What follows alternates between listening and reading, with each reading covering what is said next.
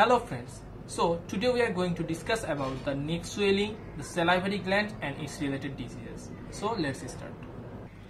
So neck swelling and salivary glands. So first time আমাদের swelling সম্পর্কে জানতে হবে। তো আমাদের নেকে বিভিন্ন ধরনের swelling হয়। Then swelling এর ক্ষেত্রে ফার্স্টে কিছু আছে cystic swelling। তো cystic swelling কি কি আছে? নাম্বার 1 হচ্ছে Thyroglossal cyst, নাম্বার 2 হচ্ছে Thyroid cyst, দেন হচ্ছে cystic hygroma, then pharyngeal pouch, ranula, subhyoid bursa and sebaceous cyst. So these are the cystic swelling, ঠিক আছে, of the neck, head neck. Then কিছু swelling আছে যেটা হচ্ছে midline neck swelling, ঠিক আছে, একবারে নেকের মিডলাইন বরাবর হয়ে থাকে এই সোয়েলিং গুলো। কি কি আছে? একটা হচ্ছে Thyroglossal cyst, নাম্বার 2 হচ্ছে cervical dermoid cyst, নাম্বার 3 হচ্ছে subhyoid bursa cyst, then sublingual dermoid, then pharyngeal pouch, carcinoma of the larynx, trachea and the esophagus, and goiter of the thyroid stomach and ectopic thyroid gland. Then there are some the lateral neck swelling. The lateral neck swelling are the cervical lymphadenopathy, thyroid swelling, brachial cyst, submandibular salivary gland tumors, then thyroid artery aneurysm, cold abscess, lipoma neck, and last of all the cystic hygroma. So these are the lateral neck swelling, these are the medial neck swelling, and these are the cystic swelling of the head and neck. Now what are the investigations if a patient came with swelling, neck swelling? তো first হচ্ছে আমরা ব্লাডের ক্ষেত্রে দেখি যে কি TC, DC, percentage haemoglobin and ESRs. If lymph node are enlarge then হচ্ছে FNAC and biopsy, অথবা স্যালাইভারি গ্ল্যান্ড এনলার্জ এর ক্ষেত্রে আমরা এফএনএসি এন্ড বায়োপসি করি। থাইরয়েড সোয়েলিং এর ক্ষেত্রে আমরা কি করি? থাইরয়েড ফাংশন টেস্টটা করি, তারপর হচ্ছে আল্ট্রাসাউন্ড করি, তারপর এফএনএসি এন্ড বায়োপসি করি। আর যদি ইন ব্রঙ্কিয়াল সিস্টের ক্ষেত্রে আমরা আল্ট্রাসাউন্ড করি and colour Doppler study of the carotid vessels. Our next question is the thyroglossal cyst. So what is this thyroglossal cyst? So it is the cystic midline swelling, ঠিক আছে? তাহলে এটা একদম cystic midline swelling. It occurs at any part along the thyroglossal tract. The thyroglossal tract any part এটা দেখা যেতে পারে it due to the failure of the thyroglossal duct or tract to obliterate completely. Normally অ্যাডাল্টের ক্ষেত্রে এই thyroglossal যে ডাক্টটা আছে এটা হচ্ছে কমপ্লিটলি অবলিটারেট করে, ঠিক আছে। বাট যদি এই অবলিটারেশনে যদি ফেইলার হয় তখন সেখানে কিছু রেমনেন্ট থেকে যায় যা হচ্ছে সোয়েলিং হিসেবে মিডলাইন সিস্টিক সোয়েলিং হিসেবে পারসিস্ট করে। ওই সোয়েলিংটা হচ্ছে thyroglossal cyst. It is a tubular dermoid type of cyst lined by pseudostratified ciliated columnar epithelium. So what are the positions? So most common position হচ্ছে subhyoid region, ঠিক আছে। Then হচ্ছে on the thyroid cartilage is the second common position. Then at the base of the tongue beneath the foramen of the cecum.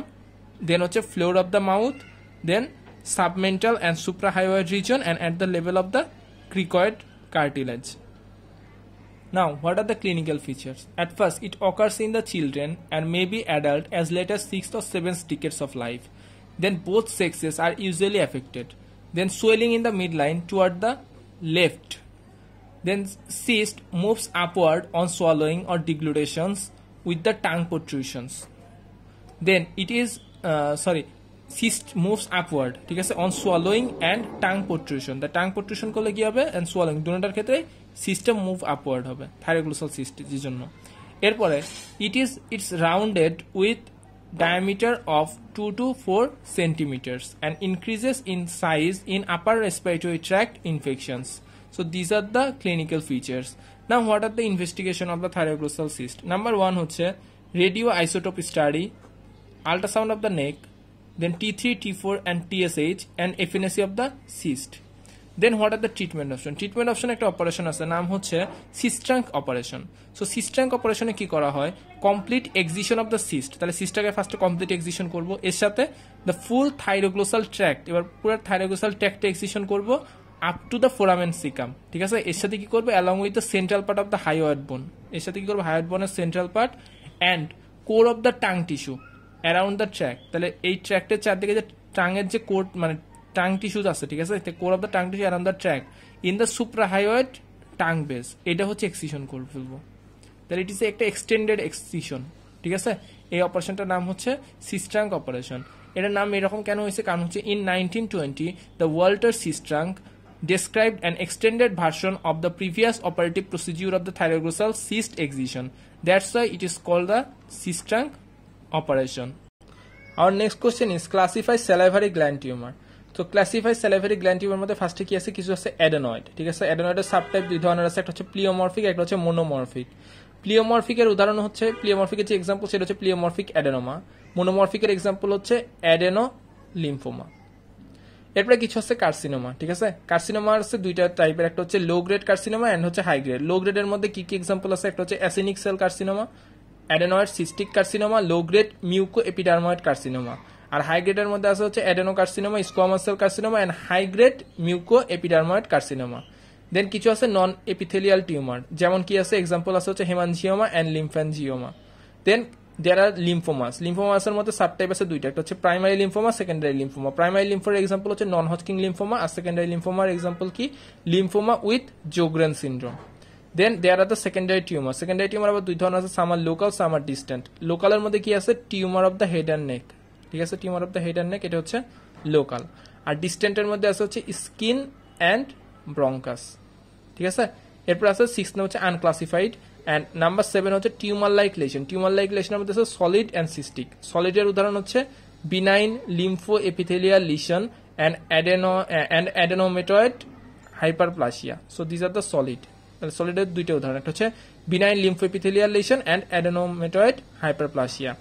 R cystic lesion যেটা আছে, cystic লেশনের এক্সাম্পলটা কি salivary gland cyst.